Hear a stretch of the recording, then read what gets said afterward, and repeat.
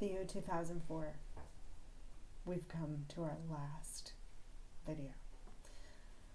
This video reveals the secrets of the final take-home exam. I know we had a whole session in class about what was going to be on the exam, but everything's changed because it's become a take-home. And so now forget everything we said that day, except that, of course, we said that revising for the exam would involve a little of everything. It would involve some textbook readings. It would involve your primary text readings from the New Testament. And it would involve slides and lectures, like the stuff we talked about in class and the stuff that is on my slides and in my videos and in my lectures. So that's still true. The exam will have a little of everything on it. And what's also still true is that the exam will have a little choice so that you can focus a bit more on what you're more confident about, but at the same time, there's no way that you can just revise 2 chapters and then do well on the exam. You do have to cover everything that we've covered, all the primary texts, all the textbook chapters, and all the lecture topics. That said, this little video should help you kind of mentally prepare for what your take-home exam is going to be like. First of all, logistics. When and where is it, and how do we do a take-home? I'm looking at your Moodle page right now, and there has now been added to every Moodle page that has an exam a little section. It's the second section. It's called Take-Home Exam. And that is where your exam will appear. And that is where you'll hand in your finished exam. So for this module, your exam will be revealed on June 4th. So on the 4th of June at 11 a.m., you go onto Moodle and there it will be in a PDF that you can download. And then you have 5 business days in which to complete it, which really translates into a whole week because it's not counting the weekend. So it's not actually due for 7 days. So on 11th June, so June 11 is when you have to have it uploaded by 11 a.m. So 11 o'clock on the 11th is when it's due. Unless if you have accommodations already in place for different kind of support reasons where you usually get extra time in exams, well, you also get extra days on these exams. So, but for most of you, your exam is going to show up June 4. You're going to hand it in on or before June 11. However, this is not a coursework essay. It's still an exam. That means we haven't designed these exams for you to take an entire week. You do not need that much time. In fact, you should be able to complete the exam in a day, 1 day. That said, go ahead and take advantage of the fact that you have a whole week to really think about it and do your best. Follow the word counts carefully though. Every question is going to tell you, here's the number of words that's expected for this question. And the reason for that is simply we professors are not going to be able to handle grading if everyone sits down and writes for an entire week non-stop and gives us hundreds of pages. So part of the way that this exam is testing you is knowing what's important. When you only have, say you only have 1 page for a question, you have to judiciously decide which bits are essential for you to answer that question. So that's all part of how we're testing you. Other logistics. How do you hand in your exam? There's going to be a turn it in box, a submission box, just like you find for coursework essays. So you can have like a Word file or a PDF, however you want to do it. You can hand in any type of file there like you normally would for turn it in.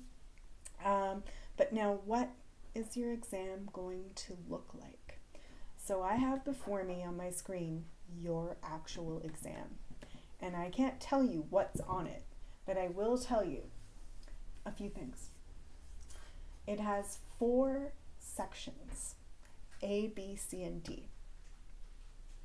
Section A mostly tests you on your primary texts, so your New Testament readings. That's not to say that you don't have to use lectures and textbook to answer that question. It's to say that the question is about content that's inside the New Testament, and then you can draw from wherever to help answer it. It's worth 20 points. So your primary text question is worth 20. Question B is a short essay. Question C is a short essay. And question D is more of a reflection, where you really get to do your own work in synthesizing things learned in the module. So what are kind of the broad topics of these questions? So question A is primary text. Let's say that question B is about historical context, so the background to studying the New Testament academically. We'll leave it at that. Section C is a short essay. It's worth 30 points. And let's say that that question is a combination of textbook and lectures. We'll put it that way. And you get to choose. In section C, you get to choose kind of which chapters of the textbook you really want to focus on for your answer, and you combine them all together. And section D, let's also say that that one's a combination of textbook and lectures, but it has an added component where you have to reflect on things like the pros and cons of different methods of analyzing the New Testament. Really, it's a question where you can synthesize what's behind the scenes in the whole module. So you get to be creative in how you answer the question. There's no right and wrong about the structure of these essays. That is part of what we're testing you on. You have to be able to communicate and think critically and creatively. Like, the way you formulate your answer is part of what we're testing you on. It's not about have you memorized everything that's in the textbook and lectures. With the take-home exam, it's just simply not a memorization test.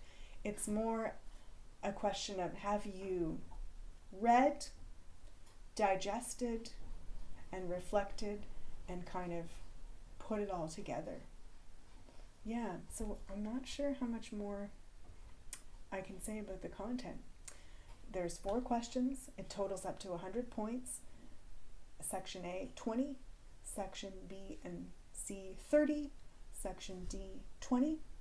So it all totals up to 100. And what else can I tell you? When you're revising, all you have to do is enjoyably read through the content you've been given.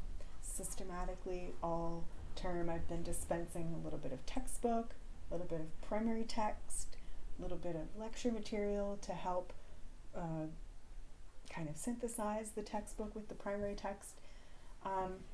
And you've got your notes, you've got extra bonus videos and stuff. So you have more than enough to really help you do well on the final exam.